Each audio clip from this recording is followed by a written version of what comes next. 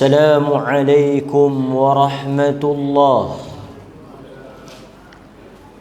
الحمد لله الذي أرسل رسوله بالهدى ودين الحق ليظهره على الدين كله ولو كره المشركون. أشهد أن لا إله إلا الله وحده لا شريك له وأشهد أن محمدا عبده ورسوله. اللهم صل وسلم وبارك على سيدنا محمد وعلى آله وأصحابه ومن تبعهم بإحسان إلى يوم الدين. أما بعد. Hadirin muslimin muslimat yang dirahmati oleh Allah Azza wa Jal, kita bersyukur kepada Allah Subhanahu wa Ta'ala. Dengan izinnya kita dapat mengadakan kuliah pada malam ini, dan kita akan sambung hadis yang berikutnya yang kita ambil daripada kitab Riyadhus Salihin min kalam Sayyidil Mursalin, yang ditulis oleh Al-Imam An-Nawawi rahimahullah, meninggal pada tahun 676 Hijrah. Hadis yang akan kita bincang pada malam ini ialah hadis yang diriwayatkan daripada sahabat Al-Miqdad bin Amr bin Al-Aswad, ataupun tuan-tuan kenal dengan panggilan Al-Miqdad bin Al-Aswad. Ini antara sahabat Nabi yang masyhur, Miqdad. Orang Melayu ada juga letak nama anak Miqdad, mengambil sempena nama sahabat besar Nabi, Al-Miqdad bin Amr. Al-Miqdad bin Al-Aswad, dia ada riwayat satu hadis yang menarik yang diletakkan oleh Imam An-Nawawi di bawah bab Al-Khawf, takut. Tajuk kitab Riyadhus Salihin. Dalam Riyadhus Salihin, kitab ini lebih kepada kitab akhlak, berhubung dengan hadis-hadis yang berkaitan dengan tazkiyatun nufus, menyucikan hati, membentuk supaya kita menjadi manusia yang lebih berakhlak, perangai yang elok, sikap yang mulia. Jadi Imam Nawawi dia tulis Riyadhus Salihin. Di dalam Riyadhus Salihin adalah bab-bab kecil, bab berkaitan dengan ikhlas, bab berkaitan dengan menunjukkan jalan yang baik, bab berkaitan dengan muraqabah, merasa dilihat oleh Allah. Pada malam ini kita ambil hadis di bawah bab Al-Khawf, iaitu takut. Kerana manusia ni dia hidup di atas tiga benda yang mendorong saya, yang menggerakkan hati saya dan tuan-tuan untuk kita menunaikan ibadah.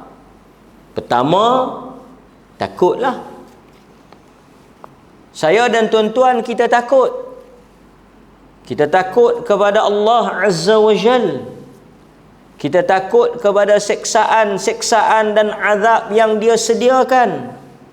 Kita takut kepada seksaan kubur. Kita takut kepada azab kubur. Kita takut kepada apa yang akan menanti dan akan menunggu kita pada hari akhirat. Itu semua menakutkan. Sebab itu Allah menyatakan di dalam Al-Quran, yad'una rabbahum khaufan wa tama'a. Mereka itu berdoa kepada Allah kerana takutkannya. Yad'una rabbahum.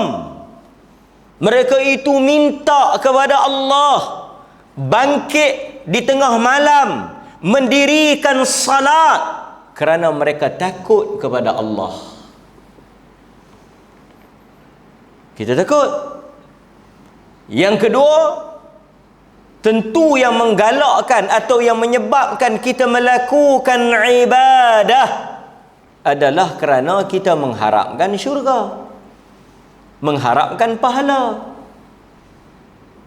Dia panggil ar-raja, harap, pengharapan.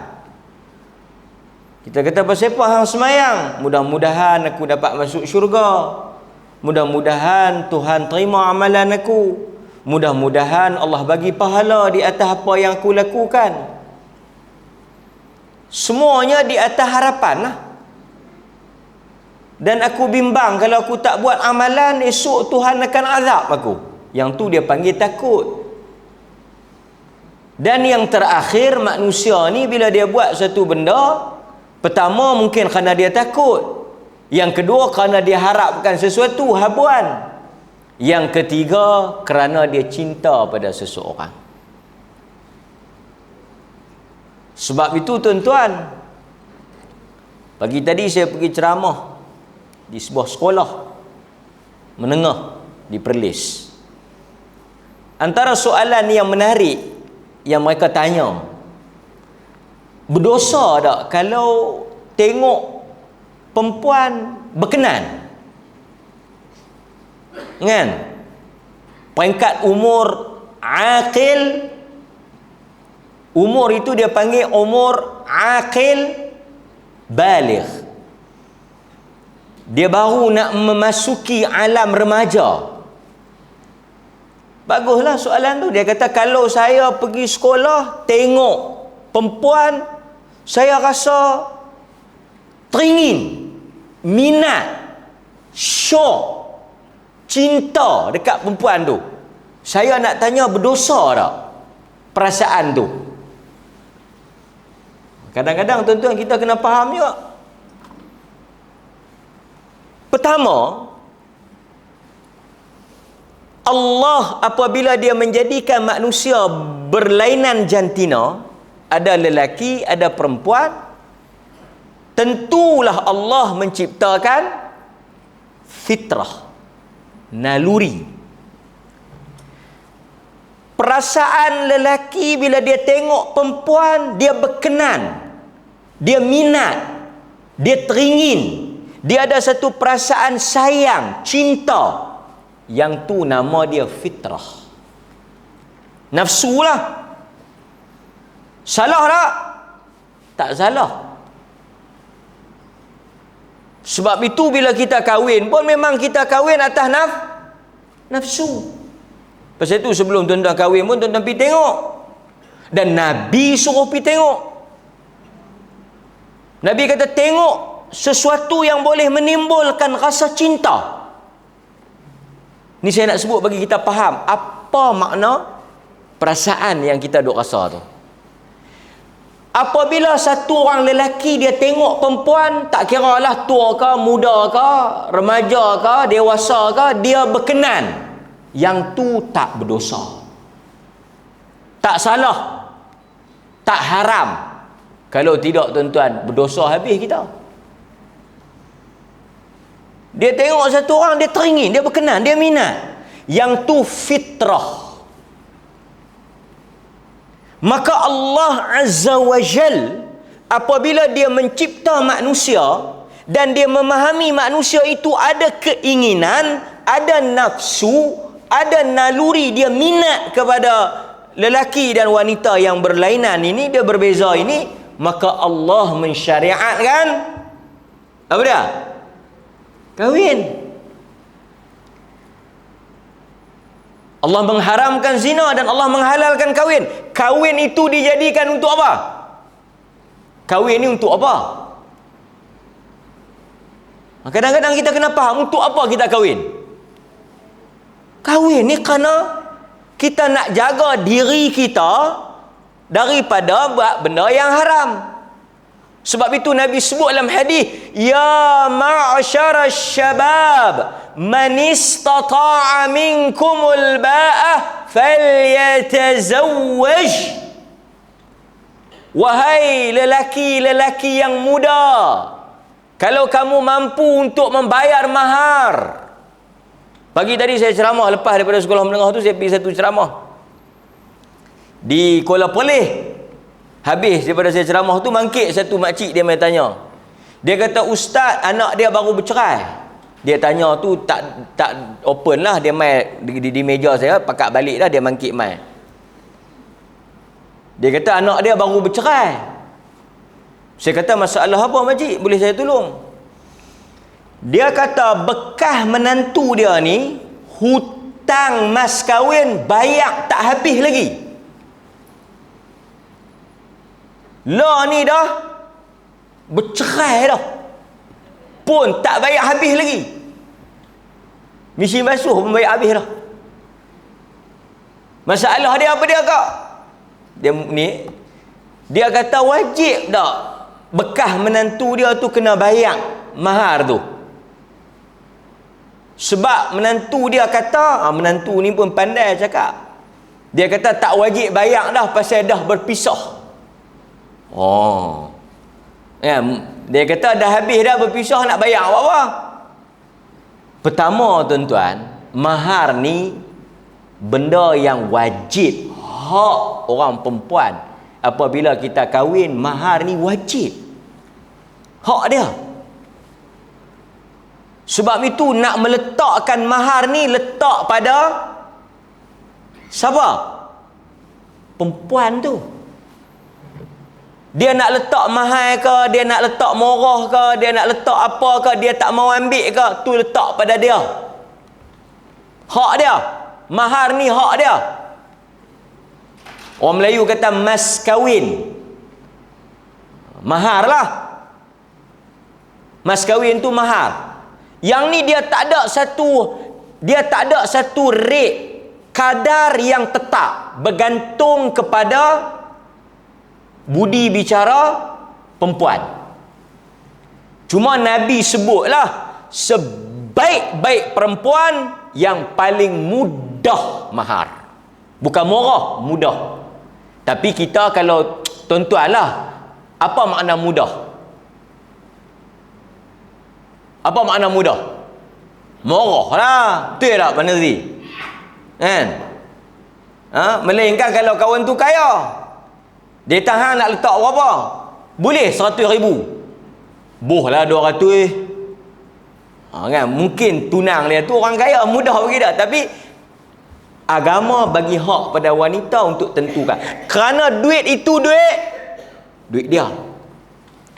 Dan dia berhak menghalang suami dia untuk bersama dengan dia selagi mana tak menyelesaikan mas kahwin tu. Dan budi bicara dia lah juga untuk nak bayar 3 kali ke, ansuran ke, ikut musim ambil padi ke. Nikah dengan orang buat bendang, dia kata aku nak bayar macam mana sekarang ni, ikut 2 kali ambil lah, setahun 2 kali. Sekali bayar, satu musim bayar dulu sikit, musim pula bayar pula. Lepas tu bila nak bersama, habis bayar tu. Tu hak dia. Kalau dia tak mau ambil pun, kita tak boleh kata apa. Dia kata hang esok orang nak main tengok berapa nak letak. Al-ba'ah tu, mahar tu. Banyaklah perbahasan ulama maksud ba'ah, tapi kita faham mahar. Boleh mampu bayar mahar, menikah. Dia kata esok orang nak main tengok hang. Nak main tengok tu nak bagi ada perasaan cinta lah. Berapa nak letak? Dia kata, "Pak macam ni ya. Esok kalau mereka tanya berapa, Pak Habak kata dia tak minta apa." Betul ke? Betul lah. Pasal apa? Pasal selama kami duk keluar pergi minum pun cik duk bayar. Terus terang, senang. Memang hak nak menikah dengan dia tu tak ada duit. Nak pergi minta mahal-mahal apa yang duk makan teh ais 2 cawan ni pun aku bayar. Nak pergi minta tu lalas sekali dia pergi hutang pula. Dia kata, "Pak hang pergi bubuh 10,000. Hang tolong aku Ustaz." Jahanam. Kan? Tak ada nak menikah apa lah kali pergi bincang alung. Kan? So itu hak anak kita, anak dara kita, bagi dia letak. Dia nak letak berapa? Itu hak dia. Cuma kalau tak ada satu rate, tak letak, macam masa bincang tu tak letak, tak sebut, yang ni lah di sisi ulama dia panggil mahar mithil. Yang ni apabila tak ada satu amount yang dipersetujui bersama, dia tak apa, katalah kata masa bincang tu kita pergi bincang, kita wakil orang pergi bincang, dia kata nak letak berapa, lah ni macam ni lah, belah lelaki ke belah perempuan, biar mereka bincang lah.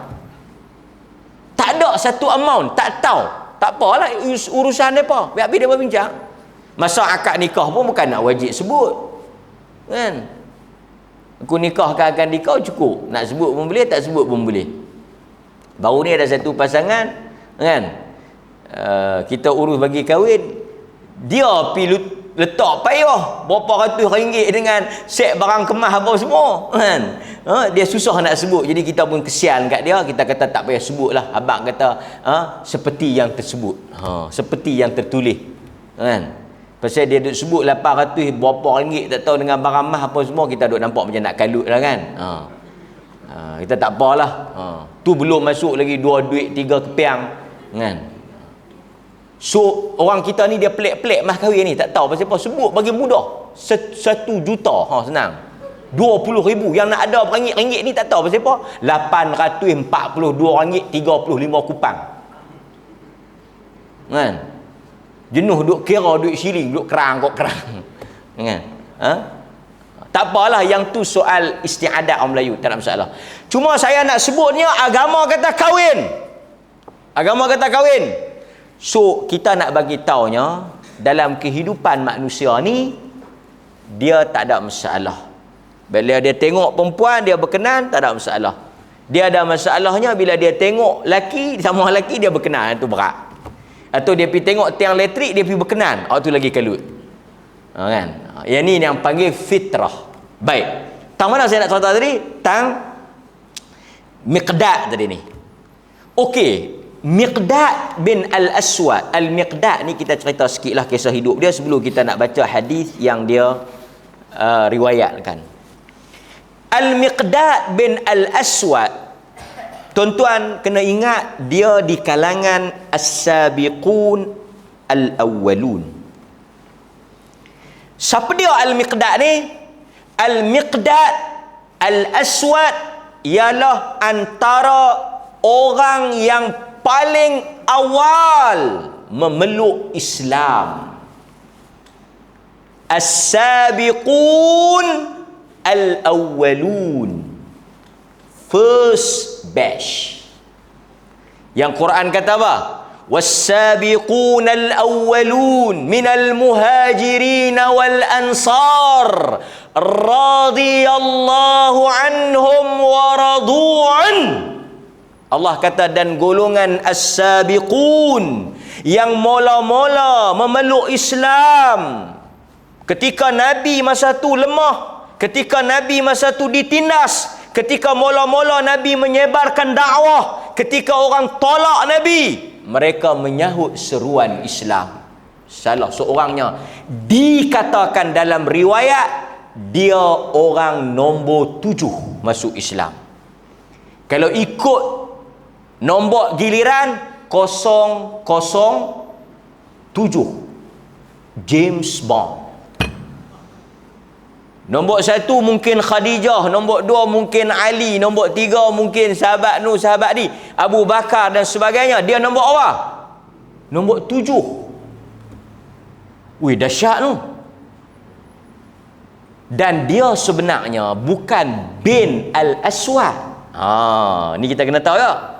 Kita duk dengar Miqdad bin Aswad, Miqdad bin Aswad, Miqdad bin Aswad. Sebenarnya dia Miqdad bin Amr. Tu yang Aswad ni main mana? Ni kita cerita sikit, bagi kenal sahabat sikit. Pasal rajin duk dengar nama dia. Al-Miqdad bin Al-Aswad atau Al-Miqdad bin Amr, asalnya dia anak kepada Amr, bukan Al-Aswad. Pak dia bukan Aswad. Al-Aswad ni siapa? Pak angkat dia. Al-Aswad ni pak angkat dia. Kita cerita sikit. Pak dia dulu ni, Amr tu, pak dia berkelahi dengan kaum dia sampai berlaku pertengkaran yang dahsyat. Pak dia lari keluar daripada kampung dia, pergi menikah dengan satu perempuan, bulih dia. Amr, pak asal, pak kandung. Aswad ni siapa dia? Aswad tu pak angkat. Boleh? Okey, tuan-tuan kena ikut cerita ni. Al-Miqdad ni pun biasalah tuan-tuan, ke mana tumpah kuah kalau tak ke nasi. Pak dia dulu pasal apa? Pasal apa yang lari keluar kampung? Berkelahi. Dia ni pula, Miqdad ni mewarisi darah pak dia, yang panglima punya darah ni, dia pun berkelahi. Dia berkelahi dengan kawan tu, dia tok kaki kawan tu. Sakan dia lari keluar daripada kampung dia, pi Mekah. Tu yang nak boleh nama Al-Aswad tu. Sampai di Mekah, Al-Miqdad telah diambil sebagai anak angkat dan diberikan perlindungan oleh siapa? Siapa yang ambil dia, bela dia, jaga dia dan lindungi dia setelah dia lari daripada kampung dia, kena berkelahi, bertetak di kampung dia, lari main Mekah. Nama orang yang ambil bela dia tu Al-Aswad. Jadi mula daripada hari tu, Al-Miqdad bin Al-Aswad. Al-Aswad ni siapa? Pak angkat. Dulu memang mereka pi bin dengan pak angkat ni. Jahiliah dulu bin pak angkat. Siapa-siapa yang dia pi bela, dia buh bin dia. Apabila turun ayat Quran yang menyatakan tak boleh panggil anak-anak angkat, dibinkan dengan bapa angkat, Miqdad tukang pibuh balik nama Amr, pak dia hok asal. Tapi macam kita lah, dah lama dah orang duk panggil Al-Miqdad bin Al-Aswad, terkenal dengan Al-Miqdad, lekat dah Aswad tu, buh nama Amr pun orang duk sebut apa dia? Aswad juga. Ni saya nak cerita kat tuan-tuan sikit, yang mana yang tahu kisah ni tolong dengar elok-elok. Dalam beberapa kes yang saya duk urus berkaitan dengan hal-hal yang kahwinan sebagainya ni, antara banyak yang juga kes mai dekat kita ialah pak yang duk dalam IC tu bukan pak dia. Tuan-tuan boleh faham? Pasal apa dia main cerita kat saya?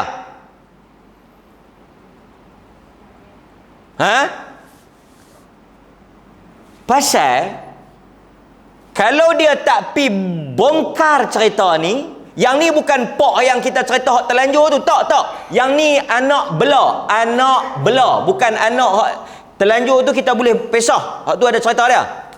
Saya dah sebut kan itu di mana tahu. Yang ni katakanlah Tuan Hairi ni bela anak angkat. Tuan Hairi ni bela anak angkat contoh.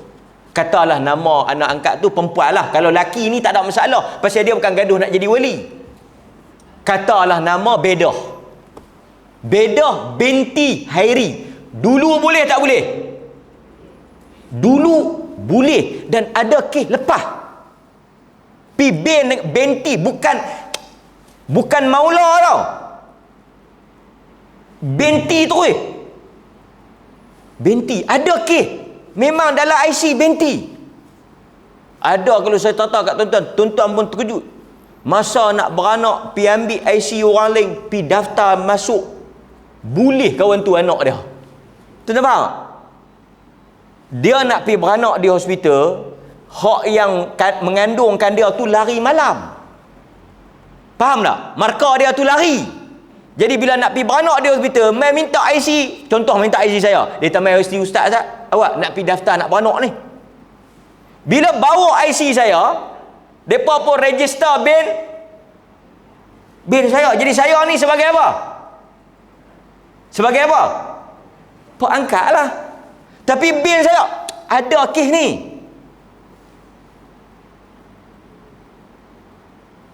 Jadi bila Tuan Hairi ni bela Bedah binti Hairi, isi borang kahwin apa semua ikut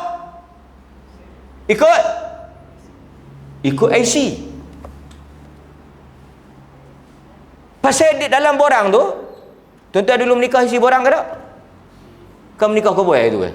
Kami menikah berapa besar. Dia kata nama ikut kad pengenalan. Bohlah kita binti Hairi. Saya nak bagi faham.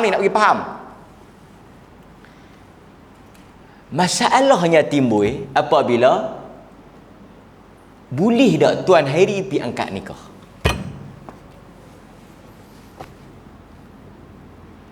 Boleh tak? Benda mudah ya. Pak angkat, bukan pak kandung. Tak boleh lah. Tuan-tuan faham tak cerita ni? Cuti lama-lama kadang-kadang kami lama cuti kami pun tak tahu. Jadi Tuan Hairi kalau ikut undang-undang dia boleh. Mai saya angkat. Tu nampak tu dalam kad pendalan bin nampak. Bin saya. Tetapi Tuan Hairi pun tahu, barangkali isteri dia pun tahu, anak tu pun barangkali tahu bahawa bin tu kerana isu pendaftaran dulu. Tapi hakikatnya Tuan Hairi pun abang dulu ni kakak dia ceritalah sebenarnya kakak punya pak lagu ni. Artinya dia tu sebagai apa? Pak angkat boleh jadi wali ke tak? Soalan dia, bapa angkat boleh jadi wali ke tak? Boleh ke tak? Tak boleh. Yang boleh jadi wali bapa kandung. Lepas tu Tok Wan. Lepas tu seibu sebapa, abang seibu sebapa, adik lelaki seibu kan turutan wali tu dalam borang menikah tu kan turutan wali tu. Ada tak dalam senarai tu bapa angkat? Ada ke tak? Ada tak kolom bapa angkat? Tak boleh. Jadi dia kata, macam mana ni ustaz? Saya kata betul lah dari sudut bin memang bin. Kawan tu dalam IC tapi dia tak boleh. Maka di sinilah akan keluarnya wali raja, wali sultan, wali hakim, wali apa lagi tuan-tuan duk buah nama? Sama ya tu. Wali raja, wali sultan, wali pemerintah, wali ulil amri, wali hakim. Faham tak? Jadi kita akan buat permohonan ke mahkamah untuk menggunakan wali hakim. Mahkamah akan keluarkan satu kebenaran untuk wanita ini dinikahkan oleh wali. Ini saya cerita kat tuan-tuan ni kalau ada kes. Tuan-tuan pergi kena buat permohonan ke mahkamah untuk anak angkat ini menggunakan wali hakim kerana walinya yang sebenar gagal dikesan ataupun walinya tak sabit, artinya dia tak pi daftar anak dia dulu. Faham tak?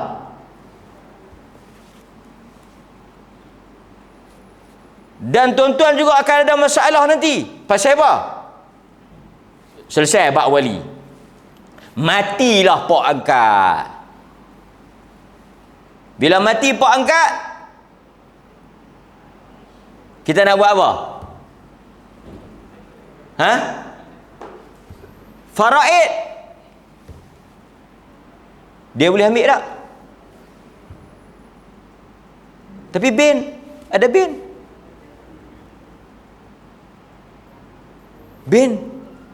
bin tak pakai. Pasal faraid ni mesti anak kandung. Jadi kena habaq. Walaupun hang ni bin dengan pak, tapi sebenarnya hang anak belah, anak angkat. Jadi hang tak boleh. Kita kena habaq lah kat dia. Pasal sat lagi kalau dia ambil, dia makan harta yang salah. Saya cerita ni pasal Al-Miqdad ni bin Al-Aswad ni pak angkat dia. Tapi laki ni tak ada masalah lah pasal dia tak ada isu wali. Tapi dia akan ada masalah pada isu faraid. Dia kata pasal apa? Tak ada bahagian saya. Baru kita nak cerita, hang duduk main dengar elok-elok. Walaupun hang bin kami, tapi hang ni anak angkat. Kenapa kita tahu? Bukan dalam masalah. Bila dia tahu, dia faham lah. Cuma bapak telah bagi hibah dekat hang sekian-sekian, dan bapak telah wasiat sekian-sekian. Bolehlah wasiat pasal dia bukan waris. Faham? Jadi sebab itu dalam Islam kita kena clear isu anak angkat. Baik, boleh. Sebab itu anak angkat dari sudut hukum dia orang luar, ajnabi dia panggil. Kalau tuan-tuan bela anak angkat, tuan-tuan kena ingat sampai mati dia tidak bertukar menjadi mahram. Kalau kita bela anak lelaki, rapat macam mana pun, tetap dia dengan mak dia bukan mahram. Faham tak? Jangan duk buat ni kok angkat, ni abang angkat. Tu yang duk terangkat tu. Boleh tuan? So kalau tuan-tuan ada anak angkat, jangan perangkat tuan-tuan tak ada anak angkat lah, cucu angkat. Cucu balik mai, cucu angkat lah, bawa pergi makan di Ngulang. Buka Ngulang lah ni, tutup. Kita kena tukar kuliah hari Rabu ni, dia tutup, tak boleh makan. Bawa pergi makan di Ngulang. Cucu pun mai, Tok Wan salam, peluk cium. Kita pun tanya, Haji, cucu anak mana? Dah dia duk belajar di ATM tu, ATM tu. Duk mai, duk di rumah. Dah rapat sangat saya ambil buat cucu angkat lah. Tu yang salam pegang apa tangan duk cium pipi. Macam cucu Kediri dah. Jangan tuan-tuan, jangan. 60, 70 ni karan lagi ni. Kan boleh harap ni. Piah lebay atas kepala. Tak boleh. Dia tua-tua nak ada karan apa, nak ada. Jangan. Duk keluar dalam surat khabar tu. Haruan tu semua haruan tua tu, bukan haruan muda. So tak boleh cucu angkat ke anak angkat ni, orang depa ni daripada Kelantan main belajar di Perlis, tak ada keluarga, saya ambil buat anak angkat lah, balik buat cucu. Tak ada masalah. Nabi pun ada anak angkat, cuma hukum tetap hukum, border tetap border. Sempadan agama setakat mana, perbatasan dia, pergaulan dia, hukum hakam dia, kita kena jaga. Ambil berat soal ni. Berapa kali dah saya sebut. Kenapa? Kerana kadang-kadang bila dia anggap tu, perasaan dia sayang tu menyebabkan dia cross apa yang agama tak bagi. So Al-Miqdad bin Al-Aswad, dia nak angkat, tak apalah, dia tak ada isu tu. Cuma saya nak ceritanya Al-Miqdad ni hebat. Terutama kita sekarang ni dalam musim jihad di Palestin ni, kan? semangat menyokong dan mendoakan saudara-saudara kita di Palestin ni, Al-Miqdad bin Al-Aswad di kalangan sahabat yang berani. Ni kita cerita Miqdad sikit. So, tuan-tuan semua kena ada semangat ni. Dia meninggal pada umur 70 tahun. 70, panjang umur dia, 70 dia meninggal. Dan yang menjadi imam salat jenazah dia Sayyidina Uthman ibnu Affan. Sakana.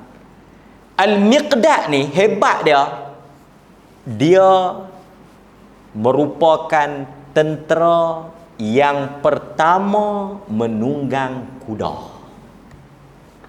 Al-Miqdad bin Aswad, tentera berkuda Islam yang pertama di dalam peperangan Badar. Dia ahli Badar. Dia perang Badar pasal dia masuk Islam awal.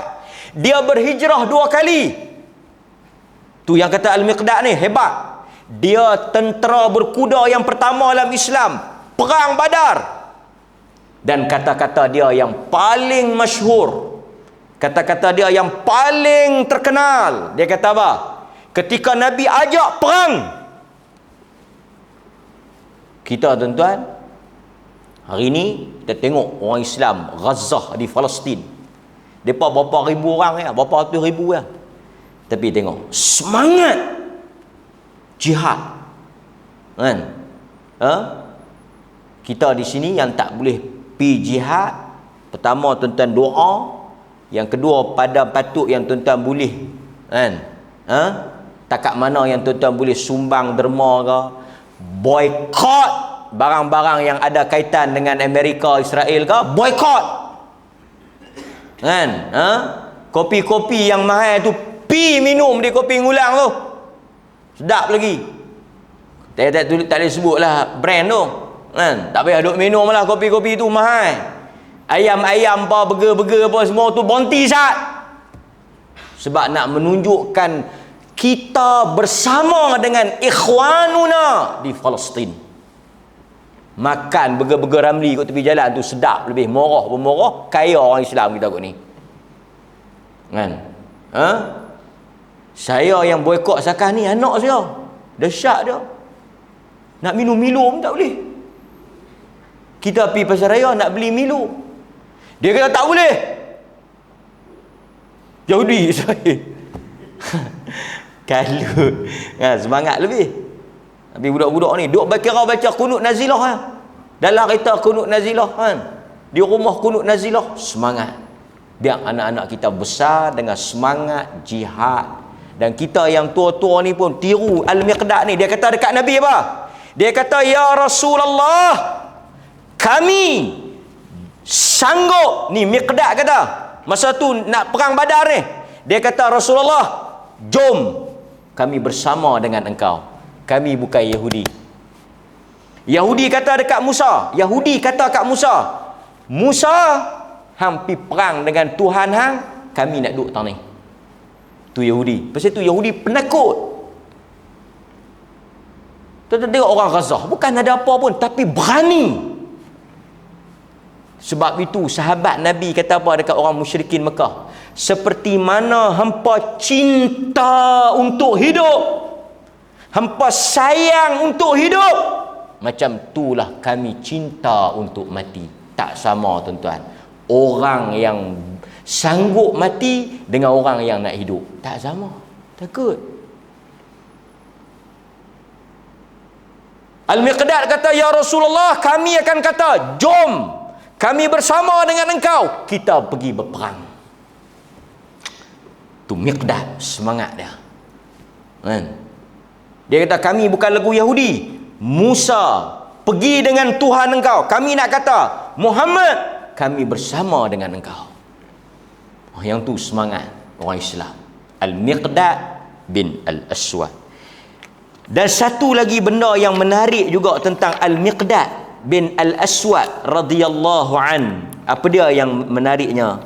Dia sebut, bila orang kata dekat dia, dia kata, Miqdad, beruntungnya engkau kerana engkau hidup pada zaman Nabi.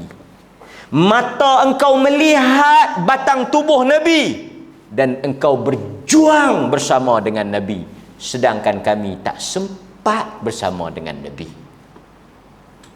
Dia kata dekat dia, agak-agak dia kata apa?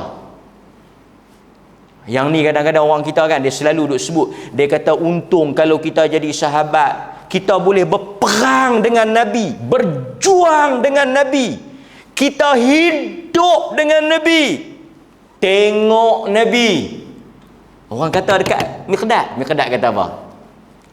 Miqdad kata, inna sa'id liman inna sa'id liman junnibal fitan.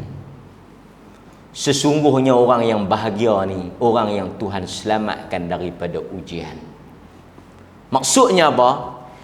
Dia kata, kalau hampa hidup pada zaman Nabi, kalau hampa tu hidup zaman Nabi macam kami, ada jaminan hampa ikut Nabi. Sekarang ni tuan-tuan tak tengok Nabi, tuan-tuan tak jumpa Nabi, tapi tuan-tuan beriman dengan Nabi. Miqdad kata, kalau hampa hidup zaman Nabi, hampa jumpa Nabi, hampa tengok Nabi, hampa bersama dengan Nabi, ada jaminan hampa ikut Nabi. Miqdad tanya, mana lebih bagus? Kita tak tengok Nabi tapi kita beriman, tak ada jaminan tuan-tuan. Barangkali kalau kita hidup pada zaman Nabi, tak tentu lagi kita akan bersama dengan pasukan Nabi. Boleh jadi kita akan bersama dengan Abu Lahab. Pasal masa tu kena baca lah, tak boleh kira lah. Pasal tu menang mana boleh kira, menang pakat orang nak sokong lah. Yang betul masa kalah tu, masa susah tu. Pasal tu orang dia akan sama dengan kita, bersama dengan kita, betul-betul ikhlas berjuang ketika kalah. Sebab itu tuan-tuan, kalau tuan-tuan hidup pada zaman Nabi, Nabi ni di pulau masa tu tak makan. Tuan-tuan, macam mana? Lapar sikit, tak apa, aku ikut hang, janji boleh makan. Masa tu kata Miqdad, bersyukur tak melihat Nabi tapi beriman dengan Nabi. Itu kata Al-Miqdad bin Aswad radhiyallahu anhu. Jadi mudah-mudahan semangat Al-Miqdad bin Al-Aswad ni boleh kita ambil untuk pedoman sebagai seorang Muslim yang ada cita-cita untuk mempertahankan agama ni. Dia baca satu hadis, yang mana hadis ni berhubung dengan takut, al-khawf. Nabi SAW sebut hadis yang diriwayatkan daripada Al-Miqdad bin Aswad di dalam Sahih Muslim. Hadis ni dalam Sahih Muslim. Baik, kita tengok. Tudna syamsu yawmal qiyamah minal khalq hatta takuna minhum kamiqdaril mil. Kata Miqdad, Nabi SAW, Miqdad sebut, Nabi SAW bersabda, sesungguhnya pada hari tersebut akan didekatkan matahari dengan manusia dengan kadar miqdar mil. 1 mil. 1 mil ni satu jarak yang dekat. Ada kata 3,000 hasta, ada kata 4,000 hasta. Tuan-tuan, kita yang hangat ni, jarak dengan matahari yang tuan-tuan duk rasa panas tu, tak tahu berapa ratus juta. Nabi kata, tudna, didekatkan matahari tersebut dengan manusia. Khalq kamiqdarim mil. 1 mil. 1 mil ni sebahagian tafsir syarah kata 3,000 hasta, dekat. Tak payah 3,000 hasta, kalau 3 juta hasta pun saya ingat hancur kita. Kan? Kemudian Nabi SAW kata, fayakunun nas ala qadri a'malihim fil araq. Dan manusia akan tenggelam di dalam peluh mereka berdasarkan kadar amalan mereka. Hadis-hadis ini menimbulkan rasa takut. Nabi kata manusia ni bila matahari dekat dengan dia, dia panas. Dan ketika itu tidak ada naungan selain daripada naungan Allah. Nabi kata qadar a'malihim faminhum man yakuna ila ka'bih. Nabi kata ada yang tenggelam sehingga kadar ka'bain, buku lali. Maksudnya peluh dia tu sampai tahap buku lali. Based on apa? Kadar amalan. Dan esok kita akan dihimpunkan di satu padang. Pasal itu dia panggil padang tau. Apa makna padang? Satu dataran yang kosong. Tak ada bukit bukau, tak ada gunung ganang, tak ada pokok. Dia satu dataran yang luas. Satu dataran yang kosong. Kalau ada gunung, bolehlah kita pergi duduk beralih, duduk bawah bukit ke, duduk bawah pokok. Tak ada. Tuan-tuan boleh imagine mahsyar ni tak ada sebatang pokok pun. Bukit tak ada, gunung tak ada, apa pun tak ada. Padang kosong. Beratus bilion, trilion manusia. Tuhan tarik, letak tudana syams, didekatkan matahari. Kita di Perlis ni kira boleh faham dulu hadis ni kan. Pasal apa? Hangat. Negeri yang paling hangat. Dan kita kalau siapa yang duduk di Cuping tu, tempat yang paling panas, titik yang paling panas. Pasal tu Perlis ni satu kawasan yang paling strategik untuk solar. Pasal tu orang banyak main invest di Perlis buat ladang solar. Pasal panas. Dia punya kadar panas dia tu sakan. Hangatnya Perlis ni. Pasal tu masjid-masjid semua buh aircon. Kan?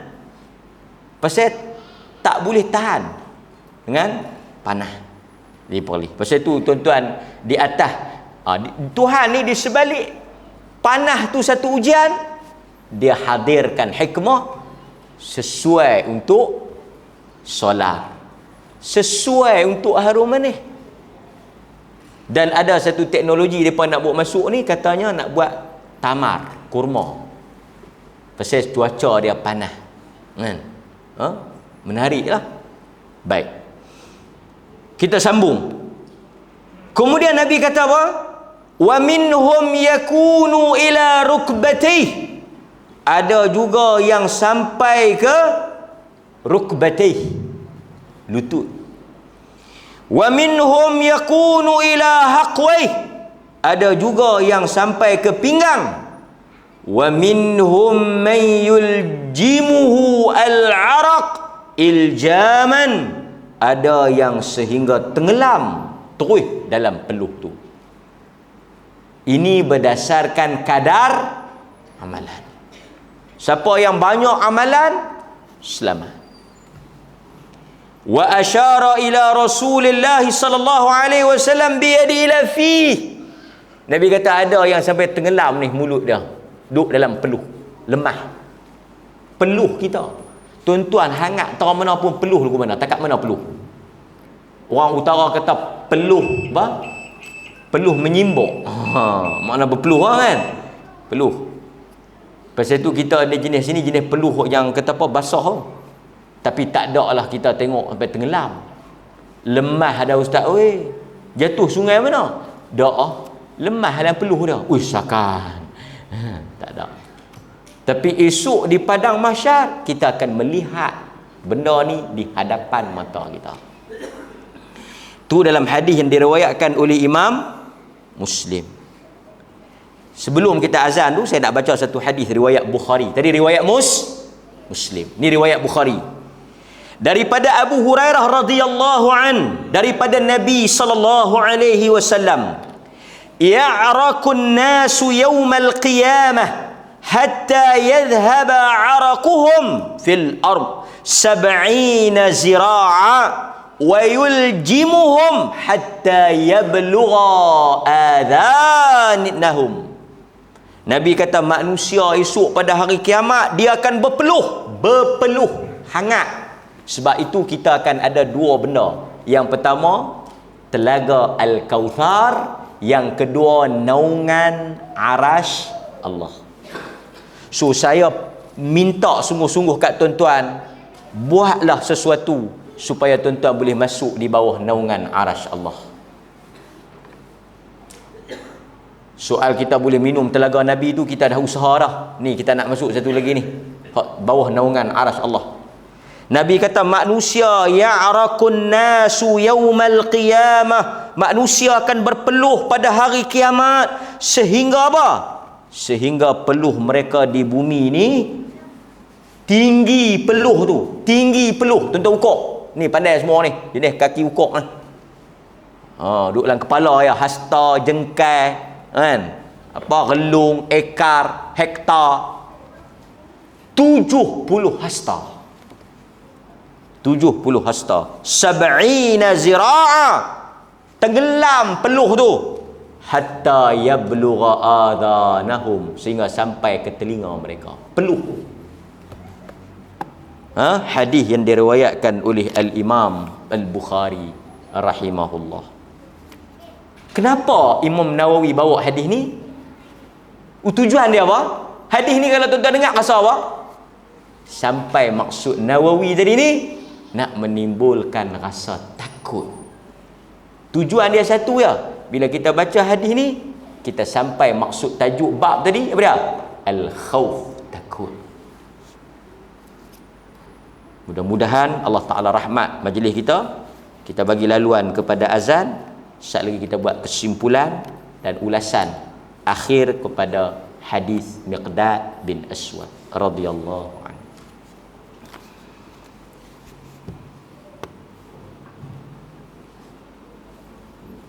Allahu Akbar, Allahu Akbar.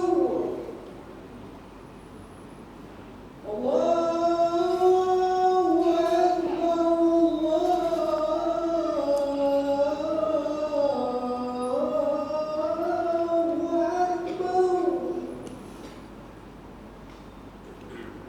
Asyhadu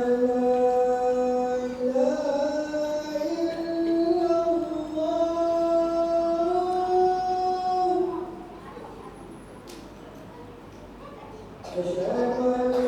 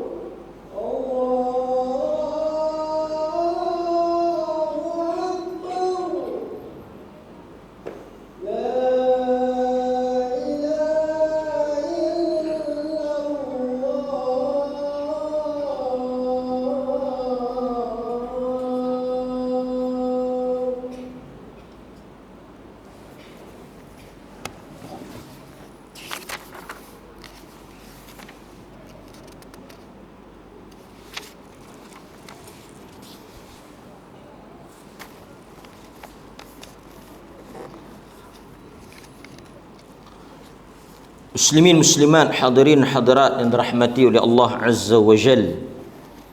Jadi dalam hidup kita ni tak salah, saya ulang sekali lagi, tak salah kalau tuan-tuan buat ibadah kerana perasaan takut. Dan itu memang sebahagian daripada agama. Takut itu menjadi sebab kita melakukan ibadah. Kata Al-Imam Ibnul Qayyim, kita ambil Ibnul Qayyim sebut, dia kata apa? Sebab kadang-kadang ada orang kita, dia kata tak boleh buat ibadat kerana takut. Dan memang kerana kita takut. Salah satu daripada benda yang kena ada dalam diri manusia ialah perasaan takut. Pasal itu Nabi SAW suruh kita takut. Takut apa? Takut apa yang telah kita siapkan untuk menghadapi kematian. Bukan takut mati. Takut apa yang kita dah siap untuk hadap kematian.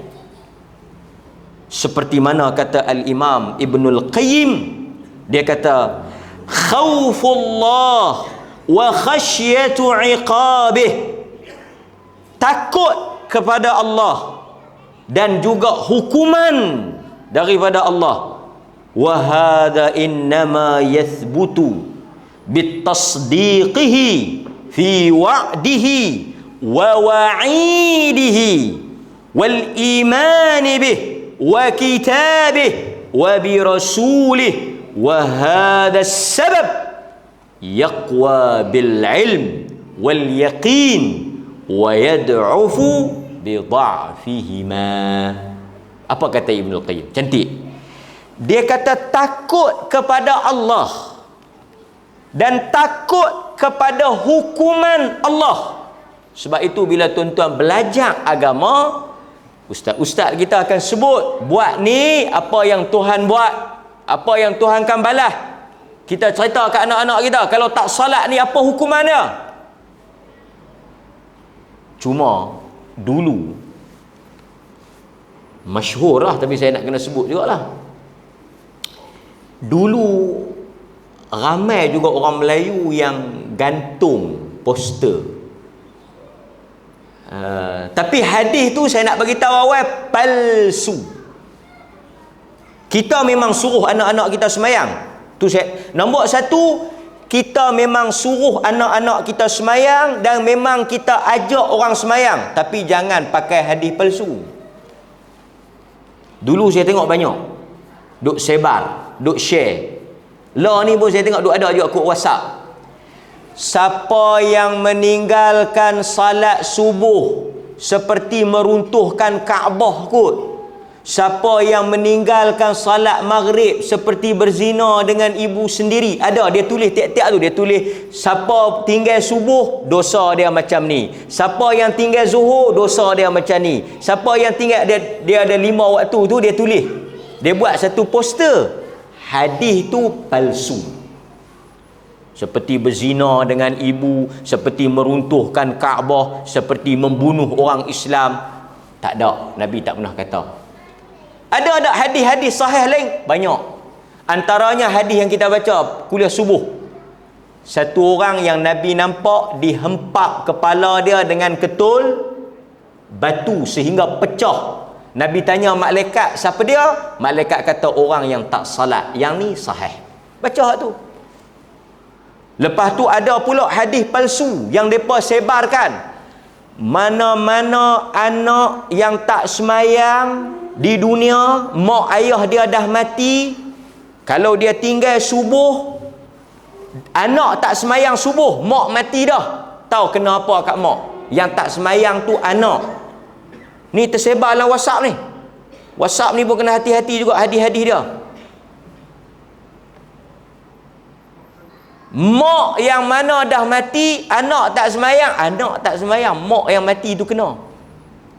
Anak tak semayang subuh, malaikat bawa api neraka pi bakar mak. Yang tak semayang siapa dia? Yang tak semayang siapa dia? Anak. Yang kena bakar, yang mak tu tak dambang pakai telekung dah. Hadis-hadis yang macam ni kita dah boleh bau dah kata bohong. Mana kita tahu kata bohong? Sedangkan di dalam Al-Quran Allah menyatakan, tuan-tuan pasal itu bila tuan-tuan dengar hadis, tuan-tuan dah boleh tangkap kata, yang ni ada tak kena. Yang tak semayang anak, yang tak tutup aurat anak, yang buat dosa anak, yang kena hukuman mak ayah. Yang ni tak betul. Sebab apa?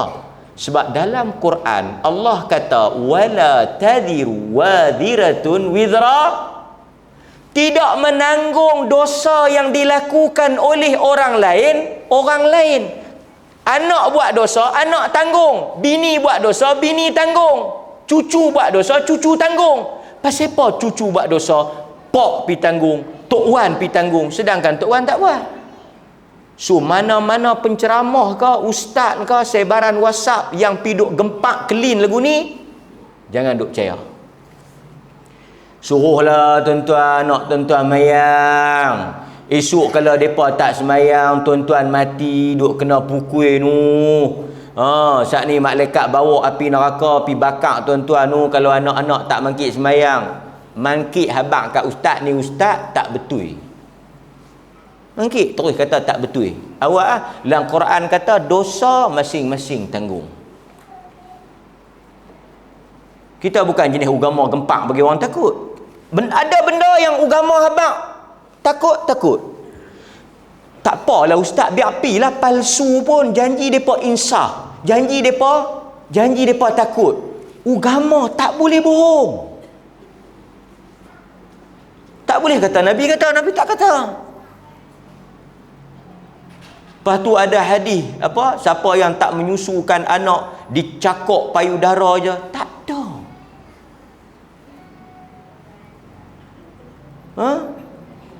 So berhati-hati, bagi tahu dekat anak-anak kita bila salat.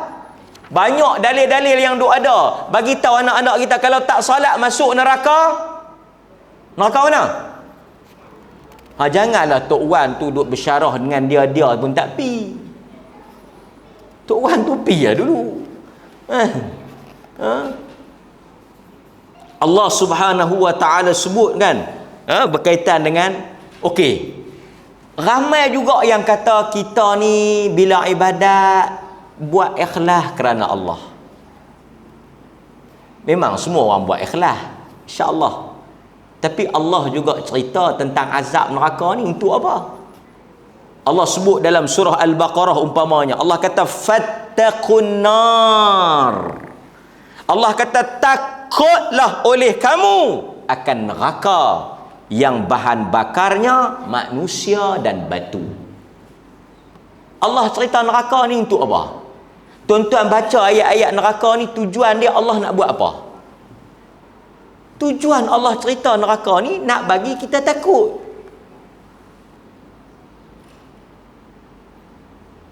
Bukan saja-saja.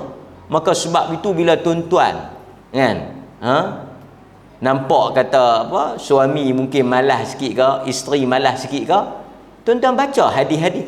Dia macam ni.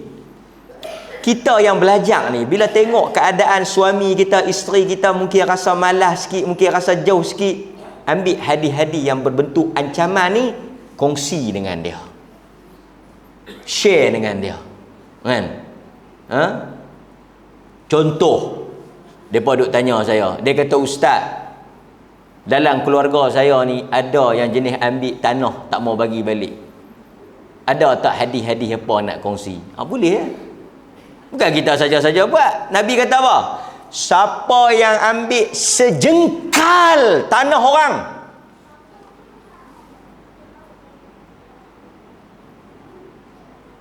saya baru tahu. Dialah pengalaman tak banyak. Tanah ni, sempadan ni, dia ada batu. Batu yang ditanam dalam tu untuk nak tentukan batas. Nombor satu, kita ni orang Melayu ni, dia banyak sikit tanah. Kita baca sikit hadis ni. Patutnya hadis ni mau gantung di pejabat tanah. Hadis-hadis berkaitan dengan faraid, hadis-hadis yang berkaitan dengan ambil harta orang, hadis-hadis yang berkaitan dengan tanah apa ni, mau gantung besar-besar di pejabat tanah. Sambil duk tunggu giliran mau baca hak tu. Kok-kok hak nak muhung pun tak jadi muhung. Pertama, hadis apa? Allah laknat man ghayyara manaral ard. Siapa yang pi ubah batu sempadan, Tuhan laknat dia. Mabuh tang ni hadis ni. Batu tu boleh ubah tau. Tambah kita hok duk buat bendang ni. Kalau tak sengaja tak apa. Tak sengaja dia tak tahu tak apa. Bila kita ukur, nak jual kita ukur, tengok dia makan tak? Makan bukan kata sejengkai, setengah relung. Tahu macam mana? Tuan-tuan buat bendang, takkan tak tahu lepas kita nak buat bendang kita akan buat apa? Pertama sebelum buat bendang buat apa? Oi, kaya semua, kami tak ada, kami tunggu duit masuk ya. Kita buat batas. Masa buat batas tu tuan-tuan kan korek mai tu dia bukan korek belah dia korek belah orang lain. Jadi duk kuil luih belah dia, duk kuil sempit belah orang lain. Tu yang buat kata ni tu. Batu sempadan tu yang kata tu dia korek tanah. Dia kata dulu Tok Wan hang tinggal kat aku kecil tapi pasal apa jadi besar? Dia lah tiap-tiap kali buat batas masuk mai. Masuk pi. Kan? Lepas tu bila orang ukur keluar mai ketui batu tu, ketui batu qamat tu, tahu kata dia makan. Tuan-tuan pergi bagi balik ya. Nabi kata 7 lapis bumi di padang mahsyar ni, bukan masuk neraka, di padang mahsyar ni, masa duk tunggu, masa duk di padang mahsyar tu, Tuhan kalung di leher dia 7 lapis bumi. 7 lapis bumi tu Tuhan sangkut di leher. Nak panggung pun tak boleh. Ambil. Tu siapa dia tu? Yang ambil sejengkai. Sejengkai ya. Tuan-tuan bayang berapa jengkai dia ambil. Tu jengkai tu. So kita kena ingat. Tu rumah-rumah jiran. Taman pun kena tahu tak tu. Yang jenis renovate tu. Semua jenis. Kan? Dia renovate buat. Tata hok yang dia tu kangkang lebih. Hok yang kita. Yang ni bukan dulu orang Melayu. Kita kena tukar lah. Dulu peribahasa Melayu apa dah? Dapat tanah Belanda dapat tanah. Lah kita tak mau lah. Belanda tak jahat. Hang ni panggil lagu Israel. Israel ni dia dah boleh tanah. Betul lah kan? Israel dulu ni main pendatang ya, merempat dia. Dia korek ambil tanah Palestin cerah. Kan? So kita dalam hal-hal ni berjiran ni ada tanah ni, make sure benda ni. Nabi marah ni orang yang ambil tanah ubah batu sempadan hak orang ni. Kan? So bila kita hantar hadis-hadis tu, dia menimbulkan rasa apa? Rasa takut. Yang ni tujuannya. Baik hadirin mukminin. Kan? Okey.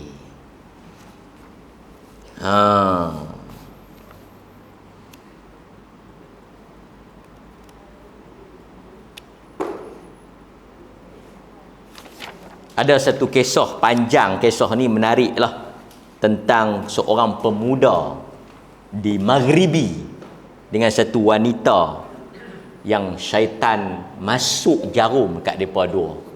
Tapi kalau saya baca ni dia ambil masa, kita tangguh kuliah minggu depan kalau free, kalau ada kosong, kita tengok macam mana Allah uji satu lelaki dengan satu perempuan, fitnah besar sehingga menggugat iman pemuda tadi. Takut tu. Pasal kita tuan-tuan hadirin mukminin, kami ni nak takut apa? Ni kesimpulan, takut 3 benda. 3 benda. Nombor 1. Tuan-tuan kena ada 3 ni selamat. 1. Takut apa yang tuan-tuan buat Tuhan tak terima. Tu dulu. Nombor 1, tuan-tuan nak takut apa ni? Kita tajuk kita malam ni al-khauf, takut. Apa yang perlu ada pada diri kami orang beriman? Nombor 1, tuan-tuan, saya nasihatkan diri saya dan semua yang kita mengaji, dan saya tahu tuan-tuan ni sebahagian besarnya ahli salat, ahli puasa, ahli sedekah. Maksudnya orang yang rajin lah. Tuan-tuan kena ada satu perasaan takut apa yang tuan-tuan buat Tuhan tak terima. Tu yang Nabi tiap-tiap kali lepas sembahyang, Allahumma inni as'aluka ilman nafi'a wa rizqan tayyiba wa amalan mutaqabbala. Ibrahim alaihi salam baca apa? Rabbana taqabbal minna innaka antas samiul alim. Nombor satu, tuan-tuan pasak dalam diri tuan-tuan nak bagi hilang takabur, riak, sombong. Kita buat tapi tak ada jaminan Tuhan terima. Tu nombor satu. Yang kedua tuan-tuan, kita takut kita punya penutup hidup kita. Kita bimbang penutup hidup kita tidak seelok yang kita mula. Sebab amalan manusia ni dia duduk di hujung. Innamal a'malu bi khawatimiha. Sesungguhnya amalan manusia ni bergantung kepada penutup. Saya dan tuan-tuan kita risau, tak ada jaminan, tak ada jaminan tuan-tuan akan selamat di penutup tu. Pagi tadi saya lepas kuliah tu tengok ada orang sembahyang jenazah di Masjid Rahmaniah Kuala Perlis. Depa cerita kat saya, dia kata ustaz tu geng hok duk main mengaji Quran dengan kita lah. Saya kata macam mana dia mati? Depa cerita kata dia mati tu, dia ni memang orang duk main mengaji. Kelas wanita memang duk main mengaji. Bukan yang jenis tenggelam timbul, memang duk main mengaji istiqamah. Lepas tu bini laki dia pagi yang dia nak mati tu, laki dia biar dia baca Quran tapi dia jadi pelik pasal lama dari biasa. Kalau hari biasa setengah jam, hari dia nak mati tu sejam. Bila laki dia tengok lama sangat bini dia baca ni, selalu kalau 9:30 dia keluar mai dah bilik tu. Tapi sampai pukul 10 tak keluar-keluar ni. Pipi tengok tak ada dah. Oh tuan-tuan, ini mahal. Ini memang benda yang kita patut cemburu. Sampai hujung akhir hayat dia mati di atas kebiasaan dia baca Quran. Yang tu kita takut. Masa tu kita doa apa dia? Allahumma khtim lana bi husnil khatimah wa la takhtim alaina bisu'il khatimah. Dan yang ketiga tuan-tuan, apa yang kita takut? Kita takut amalan yang kita buat tak sama dengan apa yang Nabi SAW buat. Semayang kita tak sama, ibadat kita tak sama. Pasal Nabi bagi warning dah. Man amila amalan laysa alaihi amruna fahuwa raddun. Siapa buat lain daripada hak aku buat, tak ada nilai di sisi Allah. Quran kata orang yang paling rugi di akhirat, orang yang banyak beramal tetapi bila sampai di sisi Tuhan tak ada pahala. Pasal apa? Pasal dia buat ibadat di atas sangkaan, kata benda tu baik tapi di sisi Tuhan tak baik. Sangkaan. Yuhsinun. Sangkaan. Dia rasa baik. Maka sebab itu hadirin mukminin, mudah-mudahan Allah Subhanahu wa taala merahmati saya dan tuan-tuan semua, memberkati hidup kita, dan apa sahaja yang kita buat mintalah Allah taala terima di sisi Dia. Astaghfirullahal azim li wa lakum, billahi taufiq wal hidayah. Wassalamu alaikum warahmatullahi wabarakatuh.